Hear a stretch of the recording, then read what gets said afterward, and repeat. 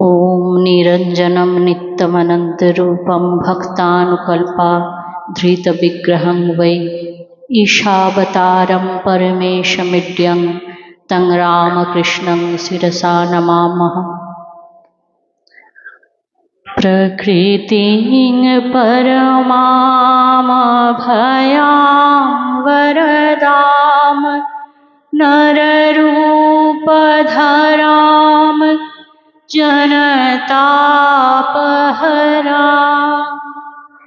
शरणागत सेवक तोषकरीं प्रणमामि परां जननीं जगताम्।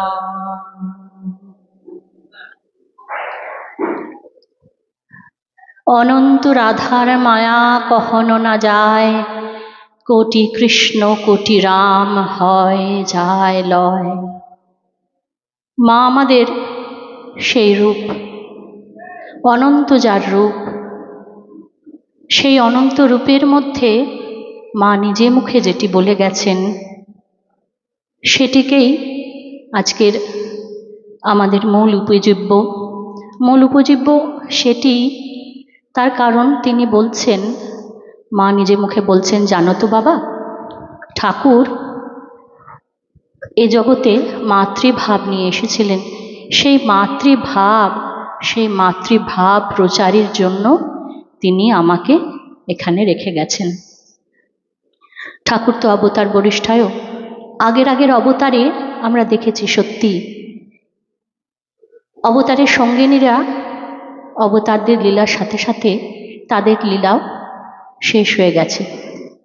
কিন্তু এই অবতারে, শ্রীরামকৃষ্ণ অবতার চলে গেলেন, কিন্তু তার লীলা সঙ্গিনী ৩৩টি বছর ধরে রয়ে গেলেন।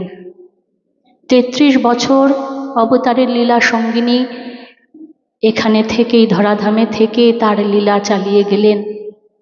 এটি কম বড় কথা নয়। আজকের এই যুগে অবতারের লীলা সঙ্গিনীর লীলা, জগন্মাতার লীলাও আমরা দেখলাম। সেই লীলা এক অদ্ভুত লীলা, মাতৃরূপিণী লীলা। সেই মাতৃরূপিণী লীলা মা বিভিন্নভাবে দেখিয়েছেন। আপনারা যারা আমার সামনে বসে রয়েছেন তারা সবাই জানেন, গঙ্গা জলে গঙ্গা পুজো করি আমরা।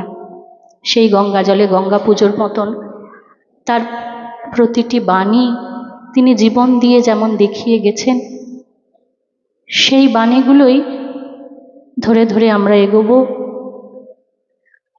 মায়ের জীবনের প্রথম থেকে যখন মাতার স্বরূপ প্রকাশ পাচ্ছে, এটা আমরা দেখেছি। মায়ের ছোটবেলায় জয়রামবাটিতে দুর্ভিক্ষ হয়। সেই দুর্ভিক্ষের সময় মা তখন ছোট। তার বাবা রামচন্দ্র মুখোপাধ্যায় তিনি দুর্ভিক্ষ তাড়িত মানুষদের জন্য খিচুড়ি খাওয়ানোর ব্যবস্থা করেছিলেন। সেই খিচুড়ি খেতে দুর্ভিক্ষ তাড়িত মানুষ, তারা ক্ষুধার্ত, তারা আসছেন। সেই ক্ষুধার্ত মানুষদের গরম গরম খিচুড়ি দেওয়া হচ্ছে, তারা বসে পড়ছে। সঙ্গে সঙ্গে তারা খেতে শুরু করে দিচ্ছে। মায়ের কষ্ট হচ্ছে, গরম খিচুড়ি খাচ্ছে, তাদের আহা মুখ পুড়ে যাবে। ওইটুকু ছোট বাচ্চা মেয়ে, কি স্নেহময় রূপ, জগন্মাতার রূপ প্রকাশ পাচ্ছে। তিনি একটি পাখা এনে তাদের হাওয়া করছেন, গরম খিচুড়ি হাওয়া করে ঠান্ডা করে দেওয়ার চেষ্টা। একটা ছোট বাচ্চা মেয়ে, তার এই যে মাতৃভাব, পরবর্তীতে মা বলছেন ঠাকুর মাতৃভাব প্রচারের জন্য রেখে গেছেন। এই মাতৃভাব বলতে আমরা কি বুঝি? স্নেহ, মায়া, দয়া, ত্যাগ, তিতিক্ষার ঘনীভূত রূপ। সেই ঘনীভূত রূপ মায়ের মধ্যে আমরা পাই। তবেই তো তিনি নিজে বলেছেন, আমি সত্যিকারের মা, পাতানো মা নই। আমি সত্যিকারের মা, গুরুপত্নী নই, পাতানো মা নয়। কথার কথা মা নন, তিনি সত্যি জননী। গর্ভধারিণী মা হলেই মা হওয়া যায় না। মায়ের প্রতিটি কাজে মা দেখিয়ে দিয়ে গেছেন। মুখে বলেননি। মা বলতেন যে ও তো সব মুখস্থ, অন্তস্থ নয়। অন্তস্থ মানে অন্তরের অন্তঃস্থল থেকে আমরা যে কাজ করি, কাজ করে দেখানো। মা কিন্তু সমস্তটা যে মুখে বলে গেছেন তা নয়, সমস্তটা কাজে করে দেখিয়ে গেছেন। সেই কাজ কিভাবে ধীরে ধীরে তিনি নিজের জীবনে দেখাচ্ছেন। পরবর্তীকালে বড় হয়েছেন, বিয়ে হয়ে গেছে, বাল্যবিবাহ ছিল তখন, বিয়ে হয়ে গেছে, কিন্তু তিনি তো সাথে সাথে শ্বশুর ঘর বা স্বামীর কাছে যাননি, তখন সে প্রথা ছিল না। মায়ের কাছেই রয়েছেন। গাঁ ঘরে যেমন হয়, মায়ের কাছে মায়ের কাজে সাহায্য করছেন, কিন্তু মা তা ছিলেন না। তিনি এক বুক সমান জলে নেমে গরুর খাবার জন্য দল ঘাস কাটছেন, বাবার কাজে সাহায্য করছেন। ছোট ছোট ভাইদের নিয়ে যাচ্ছেন আমোদরে চান করাতে। আমোদর অনেকটা দূর, কোঁচড়ে করে মুড়ি বেঁধে নিয়ে যাচ্ছেন। কেন না, চান করলে ভাইদের খিদে পাবে, সেই জন্যে। ছোটবেলা থেকে এই সমস্ত ঘটনার মধ্যে দিয়ে তার জীবনচর্চা যদি আমরা চর্চা করি, তবে দেখতে পাব যে তিনি কিভাবে ছোটবেলা থেকেই তার মাতৃভাবের প্রকাশ, মুখে বলা নয়, মাতৃভাবের প্রকাশ পেয়েছে। প্রকাশ, সেই প্রকাশ আস্তে আস্তে কিভাবে মাতৃভাবের কর্তব্যনিষ্ঠা, ত্যাগ, তিতিক্ষা। বড় হলেন, 18 বছর বয়স, শুনতে পাচ্ছেন সবাই বলছে সারদার বর পাগল হয়ে গেছে। সারদার বর পাগল হয়ে গেছে, তার কানে এলো। তিনি কি ভাবলেন যে অত ভালো মানুষটা পাগল হয়ে গেল, আচ্ছা গিয়েই দেখি। আর যদি পাগলও হয়ে যায় তাহলেও তার সেবা করা আমার কর্তব্য। এই যে কর্তব্য বোধ, একটি গ্রামের অশিক্ষিত সাধারণ নারী, আসলে সাধারণ নারী আমরা কেন মাঝে মাঝে ভেবে ফেলি, কারণ তিনি তো লুকিয়ে এসেছেন, তাকে দেখতে সাধারণ মানুষেরই মতো ছিল, কিন্তু তিনি মোটেই সাধারণ নন, কারণ তার ভাবনা চিন্তা কোনোটাই, তার কার্যকারণ কোনোটাই সাধারণ মানুষের মতো ছিল না। একটু মাপ করবেন, আমার না গলাটা খুব খারাপ আজকে।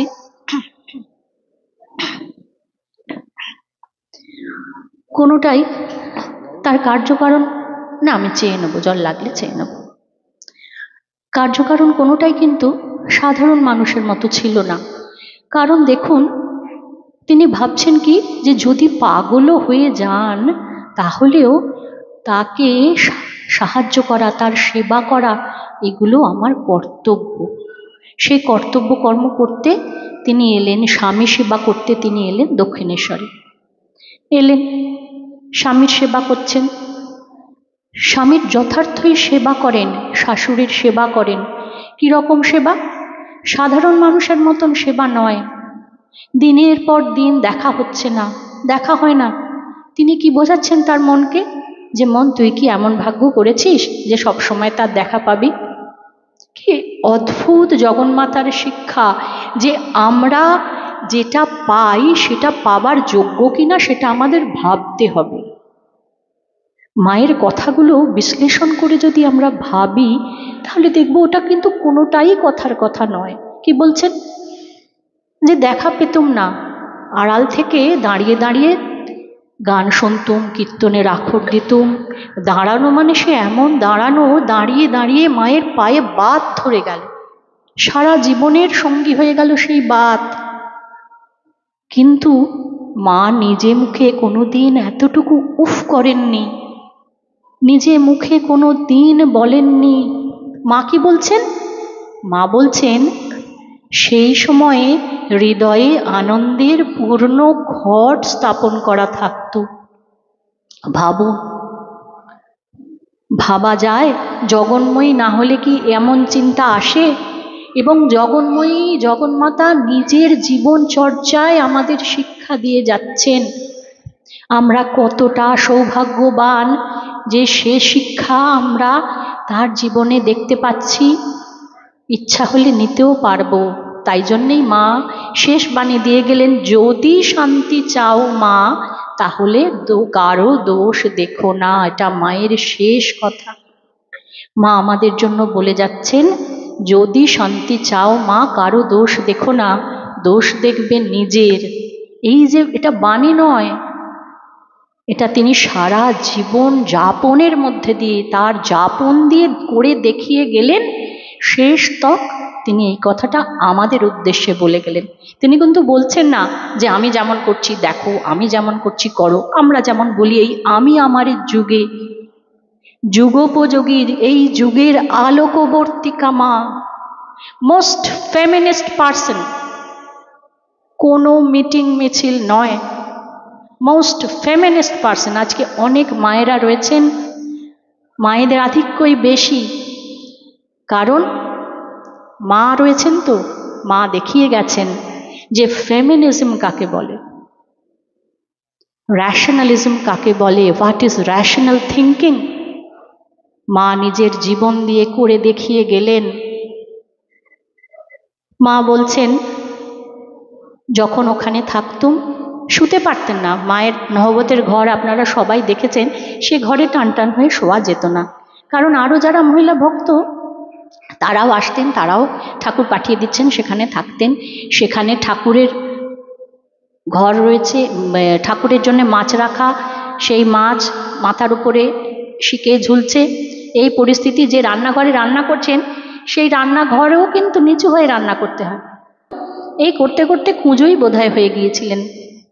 সেই নিচু, সেই মানুষটি সত্যিকারের নিচু, চেহারায় নিচু নয়, তার নমনীয়তা তাকে আমাদের সবার মা করে তুলেছেন। সেই সবার মা কি বলছেন না, ওই দুঃখের অবস্থাতেও থেকে, ওই কষ্টের অবস্থাতেও থেকে আমাদের কাছে তথাকথিত সো কল্ড দুঃখ, সো কল্ড কষ্ট, মা কি বলছেন? মা বলছেন আনন্দে হৃদয়ের পূর্ণ ঘট স্থাপন করা থাকতো। সেই মা, এত যিনি ত্যাগ, এত যার ত্যাগ তিতিক্ষা, এত নমনীয় একজন মানুষ, তিনি কিন্তু মমতার আধার ছিলেন। আমরা বিভিন্ন জায়গায় দেখেছি অসম্ভব মায়া মমতা, জীবজগতের প্রতিটি প্রাণীর প্রতি তার মায়া। যে স্বামীর সেবা করতে তিনি এলেন, সেই স্বামীর সেবার জন্য যখন বলা হচ্ছে, ঠাকুর বলছেন যে ঠাকুর তো পেটে রোগা ছিলেন, গেঁড়ি গুগলি তার ঝোলে দেওয়ার জন্যে, মা না বলছেন। শক্তির আধার না বলছেন, দৃঢ়তার সঙ্গে বলছেন যে আমি পারবো না।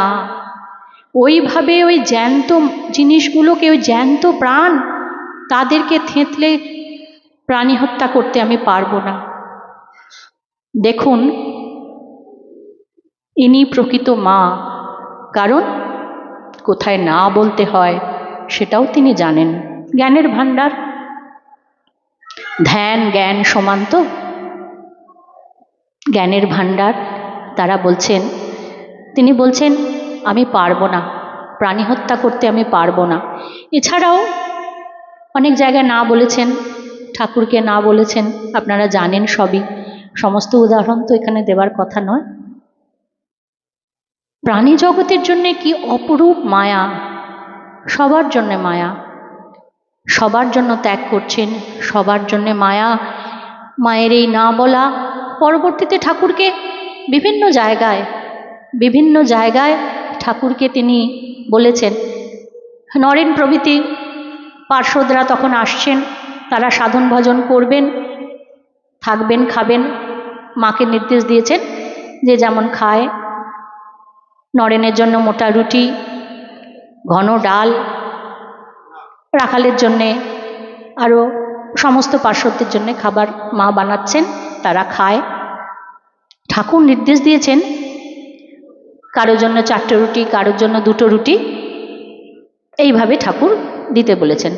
মা কিন্তু তা করেন না, মা তারা যা চায় তাই খেতে দেন।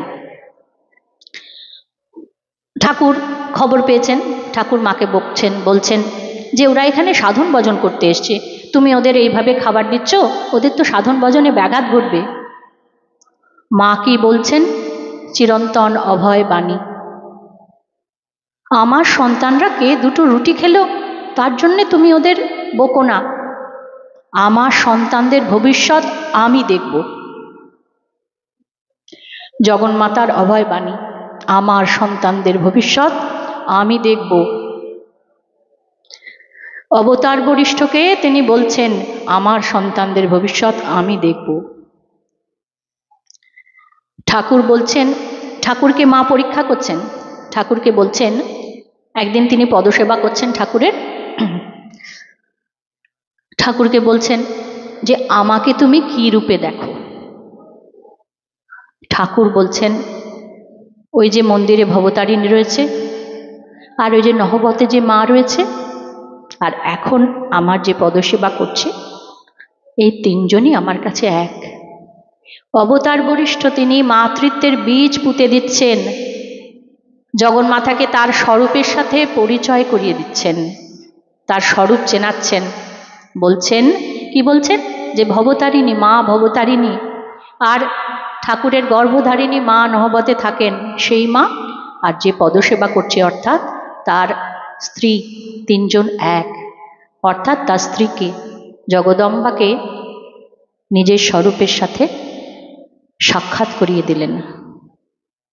পরবর্তীতে মা বলছেন না যে ঠাকুর মাতৃভাব প্রচারের জন্যে আমাকে এখানে রেখে গেছেন, একই কথা ঠাকুরের কথা মা বলছেন। আসলে এনারা তো একে তিন, তিনে এক, দিব্যত্রয়ী, তিনজনের কথাই এক কথা। সেটি মা পরবর্তীতে ঠাকুরের দেহ চলে যাওয়ার পরেও, ঠাকুর চলে যাচ্ছেন, হ্যাঁ ঠাকুরের নির্দেশ, ঠাকুর বলে গেছেন যে কলকাতার মানুষরা পোকার মতো কিলবিল করছে, তুমি এদের দেখো। কলকাতার মানুষ মানে কলকাতা শহরের কথা বলেননি, এই আমাদের কথা বলেছেন, আমাদের কথা বলে গেছেন ঠাকুর যে তুমি এদের উদ্ধার করো। মা কি বলছেন? মা বলছেন আমি মেয়ে মানুষ, কতটুকু আর পারবো। ঠাকুর বলছেন এ কি করেছে, তুমি এর থেকে ঢের বেশি করবে। সত্যিই তাই, সত্যিই তাই, তাই হলো। মা তাই করলেন। মা তার নিজের জীবন চর্চা দিয়ে, নিজের জীবদ্দশা এবং আজ পর্যন্ত, আমার বিশ্বাস আজ পর্যন্ত এবং ভবিষ্যতেও করবেন। মা নামে যারা ডাকবেন, তার স্মরণে আসবেন, তিনি তাদের প্রত্যেককে হাত ধরে উদ্ধার করবেন। এই যে মঠ মিশনের সংঘজননী, তিনি মঠ মিশনকে রক্ষা করেছেন, মঠ মিশনকে তৈরি করেছেন নিজে হাতে। স্বামীজি বিদেশ যাবেন, স্বামীজির বিদেশ যাত্রায় কার থেকে ভিসা নিলেন? সেই মা তাকে বিদেশ যাত্রার অনুমতি দিলেন। স্বামীজি গিয়ে বিশ্ব বিজয় করে এলেন মায়ের কৃপায়। স্বামীজি এই মঠ গড়লেন, সন্ন্যাসী সন্তানদের জন্য তো তার চিন্তা ছিলই, সন্ন্যাসী সন্তানদের জন্য প্রার্থনা করছেন। মা বৌদ্ধ মঠে গিয়ে দেখছেন, বিভিন্ন জায়গায় ভারতবর্ষে বেড়াতে গিয়েছিলেন, বেড়াতে গিয়ে দেখছেন মঠে কত সুন্দর তাদের ব্যবস্থা, কত সুন্দর তাদের সম্পত্তি। মা প্রার্থনা করছেন যে আমার ছেলেরা যারা ঠাকুর তোমার নাম করে বেরিয়েছে, তাদের একটু মাথা গোঁজার ঠাঁই করে দাও, তাদের একটু জায়গা করে দাও, যেন তারা নিশ্চিন্তে জপ ধ্যান করতে পারে, তারা একটু খেয়ে পড়ে থাকতে পারে। আজকে তো দেখছেন আপনারা এই মঠ মিশন সমস্ত কিছু মা রক্ষা করেছেন, মায়ের প্রার্থনা। এই স্বামীজি এই মঠ মিশন আরও অনেকভাবে মা রক্ষা করেছেন। ছোট ছোট ঘটনা, স্বামীজি তো ভীষণ ভাবপ্রবণ ছিলেন। কলকাতায় যখন প্লেগ হলো, সেই প্লেগের জন্য স্বামীজি মঠের জমি বিক্রি করে দিতে চান। মা কি বললেন? মা বললেন, বাবা তুমি এই মঠ ঠাকুরের নামে উৎসর্গ করেছো, আমার নামে সংকল্প করেছো, এই জমি বিক্রি করার অধিকার তো তোমার নেই। আর আরেকটি কি কথা বললেন পরের লাইন, যে আর তোমার এই মঠ কি এই একটি কার্যেই শেষ হয়ে যাবে? মা ভবিষ্যৎবাণী করছেন যে তোমার এই মঠ কি একটি কাজেই শেষ হয়ে যাবে? আরো কত মহৎ কাজ হবে। স্বামীজি লজ্জা পেলেন, সত্যিই তো মা রক্ষা করলেন মঠ, তার ফল তো আমরা আজকে সবাই দেখছি। আর শুধু এইভাবে মঠ বা মায়ের এই ত্যাগী সন্ন্যাসী সন্তানদের জন্য নয়, গৃহী সন্তানদের জন্য তো অসম্ভব তার দয়া ছিল। কে তার দয়া পায়নি? তখনকার দিনে যারা থিয়েটার করতেন বেশিরভাগ তারা নিম্নবর্গীয়, মানে পতিতা আমরা যাদের বলি। মা কিন্তু তাদের জড়িয়ে ধরে চুমু খাচ্ছেন, কারণ তিনি তো দেখছেন, তিনি তো জগন্মাতা, তিনি সর্বভূতে এক শক্তি দেখতে পান, তিনি দেখছেন। এবং তিনি আবারও, যেটা আমার মনে হয়েছে বারবার বলবো, যে তিনি কিন্তু জীবনচর্চায় দেখিয়ে যাচ্ছেন যে কেউ পতিতা নয়, কেউ পতিতা নয়। এবং আবার সেই তিনি শেষ বাণী মনে করি আমরা, যে জগৎকে আপনার করে নিতে শেখো মা, কেউ পর নয়, জগৎ তোমার। জগৎকে আপনার করে নিতে শেখো। পতিতা তাকেও আপন করে নিচ্ছেন। এবং এই ঘটনার পরে বলরাম বসু স্ত্রী, বলরাম বসু যাকে বলা হতো ঠাকুরের রসদদার, সেই বলরাম বসু স্ত্রী মাকে খবর পাঠাচ্ছেন যে উনি তো এরকম পতিতাদের ইয়ে করেন, স্নেহ করেন, করেন, আমি আর ওনার কাছে যাব না। বলরাম বসু স্ত্রীকে মা খবর পাঠালেন যে আমার কাছে যারা আসবে, সেই ঠাকুরকে যেভাবে বলেছিলেন, আপনারা সবাই জানেন সেই ঘটনা, যে আমাকে মা বলে কেউ ডাকলে আমি তাকে ফেরাতে পারবো না। ঠাকুর বলেছিলেন তুমি কথা দাও আর এরম কাজ করবে না। একজন মহিলা, তাকে দিয়ে ঠাকুরকে তিনি খাবার পাঠিয়েছিলেন। তো ঠাকুর তো সকলের হাতে খাবার নিতে পারতেন না, সেই জন্যে ঠাকুর আপত্তি করেছেন। মা তাকে বোঝাচ্ছেন যে ঠিক আছে আজকে খেয়ে নাও, আর কখনো দেবো না ওকে, আর কখনো দেবো না। ঠাকুর তখন বলছেন যে না তুমি কথা দাও। মা বলছেন না, আমি কথা দিতে পারবো না, আমার কাছে মা বলে যারা আসবে তাকে আমি ফেরাতে পারবো না। ঠিক সেই কথা তিনি বলছেন। ভাবুন কি স্পর্ধাই বলবো, আমরা কি করি, আমরা তো নিজের কথা ভাবি। জগন্মাতা তিনি দৃষ্টান্ত প্রতিষ্ঠা করছেন, বলরাম বসু স্ত্রীকে বলছেন না আমি তা পারবো না, আমার কাছে যারা আসবে তাদের আমি ফেরাতে পারবো না। এই যে অসম্ভব প্রজ্ঞা, এই যে অসম্ভব তার চারিত্রিক দৃঢ়তা, এইগুলোই সাধারণ মানুষ তিনি নন, এটি প্রমাণের জন্য যথেষ্ট, যথেষ্ট। এবং জগন্মাতা তার কার্যকারণ দিয়ে, আমাদের কি সৌভাগ্য, জগন্মাতা নিজে কাজ করে দেখিয়ে যাচ্ছেন যে এইভাবে পুরো সন্তানকে, আমরা মা, মা শব্দের অর্থ হলো সন্তানকে গাইড করেন, তো গাইডেন্স দেয় মা জন্ম মুহূর্ত থেকে। মা ঠিক সেইভাবে আমাদের গাইড করছেন। কিভাবে? যে দেখো এইভাবে চলবে, একদম হাত ধরে বলছেন, আমাদের হাত ধরে গাইড করছেন যে কিভাবে আমরা চলব। আমরা চলতে পারলাম কি পারলাম না সেটাতে আমরা যেমন, ওনারা যেমন, আমরা যেমন সাধারণ মানুষ ভাবি দূর ওকে বলে কি হবে, ও আমার কথা শুনবে না, ও শুনলো না, এই সমস্ত ভাবনা চিন্তা করি না। মা তার নিজের জীবন, মায়ের জীবনও বাণী একাকার করে দিলেন, জীবন বাণী একাকার করছেন প্রত্যেকটা কাজ দিয়ে, প্রত্যেকটা কাজ করে।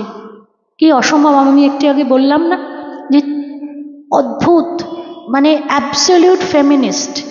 অ্যাবসলিউট ফেমিনিস্ট কেন না, সেই সময় তো বাল্যবিবাহের যুগ, বাল্যবিবাহ হচ্ছে। হ্যাঁ, মা কি করছেন, মায়ের জীবন দিয়ে দেখাচ্ছেন তো, দেখিয়ে যাবেন তো।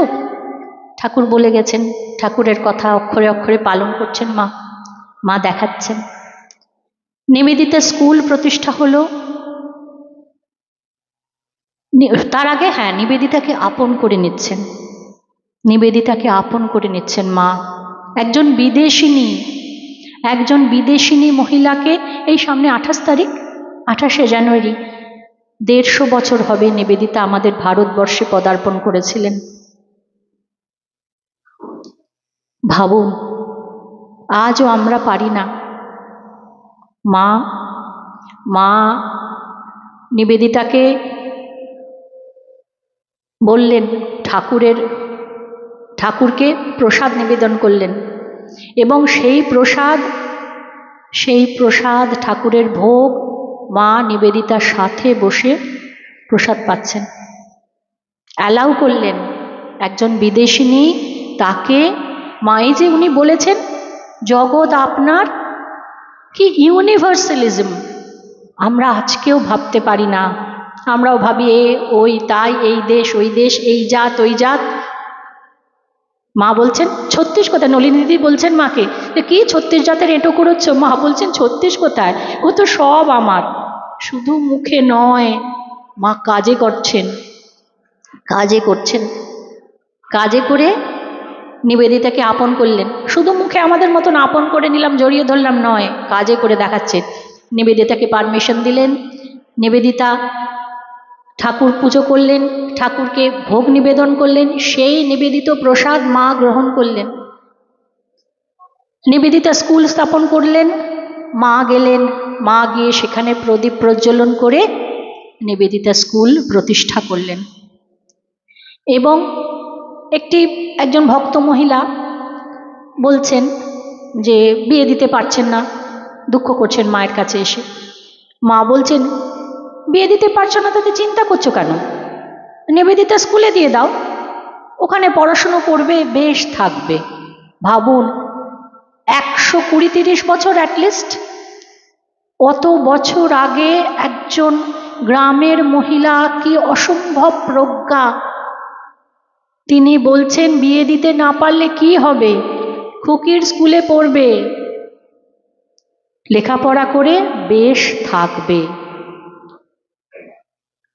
আবার সেই নিবেদিতা স্কুলে দেখছেন দুজন মাদ্রাজি কুমারী বয়স্কা মহিলা সেখানে এসেছে, তারা বিভিন্ন হাতের কাজ টাজ করছে, থাকছে। মার কি আনন্দ! বলছেন আহা কি সুন্দর, তারা কত কাজ করছে, থাকছে। পরক্ষণেই দুঃখ করছেন। কিসের দুঃখ? বলছে আর আমাদের দেশে দেখো, 8 বছর হতে না হতেই পরগোত্র করে দাও। আজ আমার রাধুর যদি বিয়ে না হতো তাহলে কি এই দুঃখ কষ্ট হতো? ভাবা যায় কি অ্যাডভান্সড তার মেন্টালিটি, কি অসম্ভব এগিয়ে থাকা একজন মহিলা। আমরা আজকে ফেমিনিজমের জন্য কত মিটিং মিছিল, কত কিছু ফোরাম, কোনো ফোরাম লাগে না, কিচ্ছু লাগে না। নিজের জীবন চর্চা যদি আমি সেই জায়গায় নিয়ে যেতে পারি, নিজের জীবন চর্চাটা যদি আমি সেই জায়গায় নিয়ে যেতে পারি, তাহলে আমি ফেমিনিস্ট এই তকমা বুকে এঁটে ঘুরতে হয় না। স্বামীজি বলছেন যে কারণে এই যে নিবেদিতা স্কুল। হ্যাঁ, আর একটা কথা, আজকে আমরা তো বিভিন্ন ইংরাজি ভাষা, বিভিন্ন ভাষা চর্চা করি, ইংরাজি পড়বে কিনা, ইংরাজি মাধ্যমে পড়বে কিনা, এই সমস্ত বিভিন্ন বিতর্ক হয়। তো দুর্গাপুরী দেবী, দুর্গাপুরী দেবীকে বলছেন যে আমার মেয়ে কিন্তু, দুর্গাপুরী দেবীকে দিচ্ছেন স্কুলে দিয়ে বলছেন আমার মেয়ে কিন্তু ইংরাজি পড়বে, আমার মেয়ে কিন্তু ইংরাজি পড়বে। কেন না মা বুঝেছেন যে এগিয়ে থাকতে হবে, সব কিছু জানতে হবে, ওই যে জগৎ আপনার করে নিতে হবে, আত্মীকরণ। আপনার করে নিতে হবে, ইংরাজি পড়বে, সুশিক্ষিত হবে, তবে তো স্বশিক্ষিত হবে, নিজেকে শিক্ষিত করতে হবে, পিছিয়ে থাকা নয়। পিছিয়ে ছিলেন না। মা যেমন প্রতিটি পদক্ষেপে এগিয়ে থেকে সন্তানকে এগিয়ে নিয়ে যায়, মা তেমনি প্রতিটি পদক্ষেপ নিজে আগে ফেলেছেন, ফেলে এগিয়ে নিয়ে গেছেন। কি অদ্ভুত দেখুন, মহারাজ বলছেন যে মায়ের বাড়িতে রাত্রিবেলা দেখছেন যে মা খুন্তির পেছন দিক দিয়ে খুঁড়ছেন, খুঁড়ে ইট, ছোট ছোট ইট পায়ে যাতে না লাগে সেই জন্য জয়রামবাটিতে ইট খুলে খুলে ইটগুলোকে তুলে তুলে ফেলছেন। কি না কোথাও দেখেছেন যে ইট রয়েছে মাটি লেপার সময় ভক্তদের পায়ে যাতে না লাগে সেই জন্যে ইট সরিয়ে ফেলছেন। আমার মনে হয় জগৎজননী নিজে আমাদের সমস্ত বাধা বিপত্তিগুলোকে এইভাবেই খুঁড়ে খুঁড়ে ফেলে দিতেন। তবে তো তিনি মা, সেই জন্যই তো তিনি জোর গলায় বলেছেন। এবং এইভাবে সমস্ত বাধা বিপত্তি, ইট একটা সামান্য জিনিস, আমরা তো লক্ষ্য করি না। মায়ের লক্ষ্য আছে, মা রাত্রিবেলা খুঁড়ে খুঁড়ে ফেলছেন। গিরিশ প্রভৃতি কলকাতার ভক্তরা গেছে, তারা চা খাবে, গ্রামে তো অত চায়ের চল ছিল না। মা ভোর রাত থাকতে উঠেছেন, উঠে কি করছেন, বাড়ি বাড়ি গিয়ে 1 পো 8 পো দুধ ভিক্ষে করছেন। জগৎজননী ভিক্ষে করছেন ভক্তদের জন্যে। আবার কেমন ভক্ত গিরিশ ঘোষ, যে কিনা কি করতেন, ঠাকুরকে গালাগাল করতেন। ঠাকুরকে গালাগাল করতেন, এমন ভক্তর জন্য মা ভিক্ষে করছেন। জগৎজননীর রূপ দেখাচ্ছেন। ঠাকুর বলেছিলেন, ও সারদা সরস্বতী জ্ঞান দিতে এসেছে, রূপ ঢেকে এসেছে। রূপ ঢেকে এসেছেন কেন? না হলে তো আমরা বুঝবো না। একজন সাধারণ মানুষের পক্ষে মা দেখিয়ে গেলেন, তিনিও তো অবতার, তিনি দেখিয়ে গেলেন সাধারণ মানুষের পক্ষে এগুলো সমস্তই করা সম্ভব, সমস্তটাই করা সম্ভব। তিনি তো সাধারণ শরীরে এসেছেন, সাধারণ শরীরে বাতের ব্যথা নিয়েও করা সম্ভব। আমরা বলি তো যে ব্যথাই তো আমি আজকে বসলাম না, মেঝেতে বসলাম না, চেয়ারে বসলাম, কিন্তু মা দেখিয়ে গেছেন যে সব সম্ভব।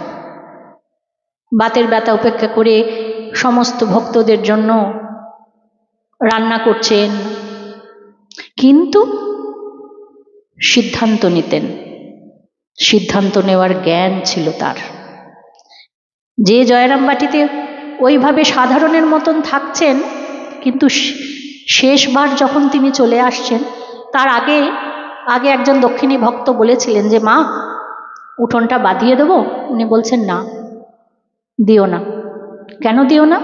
না তাহলে ওখানকার লোকেরা ভাববে অনেক টাকা হয়েছে, ওই জন্য বারণ করছেন।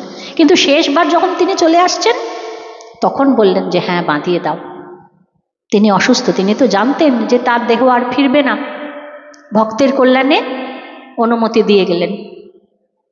যা কিছু করেছেন জীবনে সমস্তটুকু। আমরা ভালোবাসা মানে কি বুঝি? আত্মতৃপ্তি। আর মা কি দেখিয়ে গেছেন? ভালোবাসা মানে আত্মত্যাগ। মায়ের সাক্ষাৎ শিষ্য, তাই জন্যে ত্যাগ সেবার বিজয় কেতন উড়িয়ে চলেছেন নরেন্দ্রনাথ স্বামীজি। সবাই যারা মায়ের যোগ্য শিষ্য হয়ে উঠেছেন তারা সবাই এই পথেই হেঁটেছেন। স্বামীজি কি বলেছেন? স্বামীজি মায়ের কথা বলেছেন। আমি কথাগুলো না নিজের কথা পাছে হয়ে যায় সেই ভয়ে আমি কথাগুলো একটু দেখে বলবো। হ্যাঁ, স্বামীজি একবার চিঠিতে তার গুরু ভাইদের লিখছেন যে মা ঠাকুরুন কি বস্তু বুঝতে পারোনি, এখনো কেহই পারো না, ক্রমে পারবে। সত্যিই তাই, আমরা এখনো বুঝতে পারি না, আস্তে আস্তে পারবো, চর্চা করতে করতে পারবো। ভায়া, শক্তি বিনা জগতের উদ্ধার হবে না, এইটি কিন্তু মা বলেছেন। এই যে বিভিন্ন জায়গায় শক্ত সিদ্ধান্ত নিয়েছেন স্বামীজির কথা বলছেন, শক্তি বিনা জগতের উদ্ধার হবে না। মা ঠাকুরুন ভারতে পুনরায় সেই মহাশক্তি জাগাতে এসেছেন, তাকে অবলম্বন করে আবার সব গার্গী মৈত্রেয়ী জগতে জন্মাবে। এই কথাটা কেন বলেছেন এবং আজ আমি কেন বললাম? এই যে একটা বাচ্চা মেয়ে সামনে বসে রয়েছে, বাচ্চা মেয়েগুলো মায়ের কথা স্মরণ করে এরাই হয়তো হবে, নিশ্চয়ই হবে, নিশ্চয়ই হবে। গার্গী মৈত্রেয়ীর দেশ আমাদের আবার হবে। মা কি দেখাচ্ছেন? মা বলছেন ইংরাজি পড়বে, স্কুলও করে দিচ্ছেন, কিন্তু কি বলছেন, কি দেখালেন তার জীবনের মধ্যে দিয়ে? ত্যাগ, তিতিক্ষা, সত্যনিষ্ঠা। তার মানে কি, আমরা কাউকে কপি করব না, কপি পেস্ট নয়, ইংরেজদের কপি পেস্ট নয়, ওই জন্য নিবেদিতা স্কুল। কারো কপি পেস্ট করব না, পুরুষদের কপি পেস্ট নয়, পাশ্চাত্যের কপি পেস্ট নয়। আমার নিজের মধ্যে যা আছে, আমার নিজেরটুকু নিয়ে জেগে ওঠো, আমার নিজেরটুকু নিয়ে জেগে ওঠো। আমার দেশ আমাকে কি শেখাচ্ছে? আমার দেশ আমাকে ত্যাগ শিখিয়েছে, আমার দেশ আমাকে, আমার ধর্ম আমাকে সনাতন ধর্মের ত্যাগ, তিতিক্ষা, সেইগুলো মা নিজের জীবন দিয়ে দেখিয়ে গেছেন।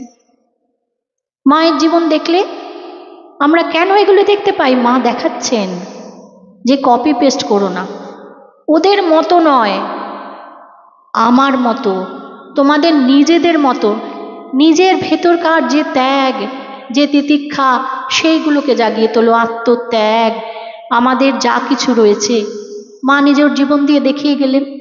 তাহলে প্রপার ফেমিনিজম কোনো বিদেশি জিনিস নয়, কিন্তু প্রপার ফেমিনিজম কিন্তু আমাদের গার্গী মৈত্রেয়ীর দেশ, সেটি মা আবার করে বলছেন।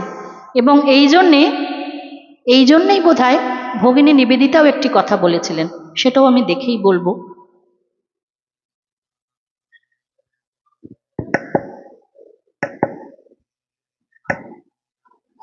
নিবেদিতা বলছেন, is she the last of an old order of the beginning of a new? Is she the last of an old order?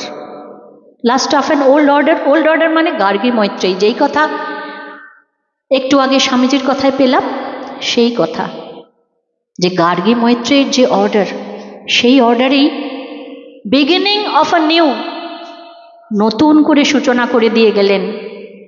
মা সব কিছু সূচনা করে দিয়ে যাচ্ছেন। এই যে অদ্বৈত আশ্রম নিয়ে যখন সেই সময়তে অদ্বৈত আশ্রম হবে কি না সেই নিয়ে ভীষণভাবে একটা দ্বন্দ্ব চলছিল। মায়ের কাছে চিঠি গেল, মা বললে মায়াবতী নিয়ে, যে মায়াবতীতে স্বামীজি ঠাকুরের পট পর্যন্ত রাখতে দেবেন না। মায়াবতীতে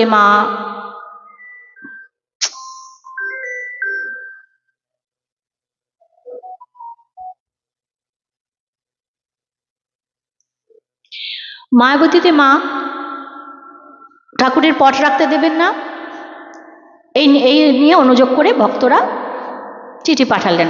ভক্তরা নয়, মানে সন্ন্যাসীদের মধ্যে দ্বন্দ্ব। মা বলছেন, হ্যাঁ অদ্বৈত তোমাদের গুরু, তিনি অদ্বৈত ছিলেন, তো তিনি নিজে অদ্বৈত ছিলেন, সুতরাং নরেন যা করছে অদ্বৈত আশ্রম প্রতিষ্ঠা হবে। অদ্বৈত আশ্রম প্রতিষ্ঠা হলো। যা কিছু দ্বিধাদ্বন্দ্ব সমস্ত মা নিজে প্রতিষ্ঠা করে গেছেন। কাশী সেবাশ্রমে যে সমস্ত কাজ চলছে, সেবা করছে সাধুরা, সাধুদের সেবা, সাধুরা সাধারণ মানুষের সেবা করবে, ভাঙড়ি সাধু বলতো, যে কারণে আমাদের মঠ মিশনের সাধুদের। মা কি করলেন, কাশী সেবাশ্রমে গিয়ে বলছেন যে আমি দেখছি যেন ঠাকুর নিজে এই সেবা কার্য করছেন, মা প্রতিষ্ঠা করছেন। মা বলছেন যে আমি দেখছি যেন ঠাকুর নিজে এসে এই সেবা কার্য করছেন। এবং মা 10টি টাকা সেখানে দিলেন, 10টি শাখা সেখানে দিলেন। আমি গিয়ে দেখে এসেছি সেই টাকাটি কাঁচের বাক্স করে বাঁধিয়ে রাখা আছে। প্রতিটি দ্বন্দ্ব, দ্বিধা, আধুনিক যা হয় সাধারণ সমাজে, যে যখন কোনো নতুন জিনিস আসে তখন তা নিয়ে প্রচণ্ড একটা প্রবল একটা দ্বিধাদ্বন্দ্বের সৃষ্টি হয়। মা নিজে সমস্ত আধুনিকতাকে সমস্ত আধুনিকতা, সমস্ত এত র্যাশনাল থিঙ্কিং ছিল, প্রাতিষ্ঠানিকতার বিরুদ্ধে গিয়ে মা ফাইন দিয়েছেন। মা জয়রামবাটিতে মাকে ফাইন দিতে হয়েছে কেন না, ওই যে জাত মানতেন না, মা ফাইন দিয়েছেন। মা ফাইন দিয়েছেন, কিন্তু নিজের সত্যনিষ্ঠা থেকে কখনো সরেননি, নিজের সত্যনিষ্ঠা থেকে কখনো সরেননি। এবং এই যে প্রতি মুহূর্তে নিজের জীবন দিয়ে দেখিয়ে গেলেন, সেইটি স্বামীজির কথাই আজ সত্য হবে, এই আশা রেখেই মায়ের চরণে সমস্ত নিবেদন যে মা আমাদের মঠের যে আত্মনা মোক্ষার্থং জগৎ হিতায়চ, আমরা যেন প্রতিটি মা, প্রতিটি পুরুষ, প্রতিটি নারী যেন সেইভাবেই তোমার আদর্শে গড়ে উঠতে পারি। আমরা সবাই যেন তোমার চরণে নিবেদিত প্রাণ হয়ে তোমার মতন করে তোমার দেখানো রাস্তায় চলতে পারি, এই নিবেদন রাখলাম। হরি ওম। অপূর্বভাবে উনি বলছিলেন মায়ের কথা আমরা যতই শুনি ততই মনে হয় কম, এবং মায়ের কথা যতই বলা যায় ততই মনে হয় কম, কিন্তু কোথাও তো আমাদের থেমে যেতেই হয়।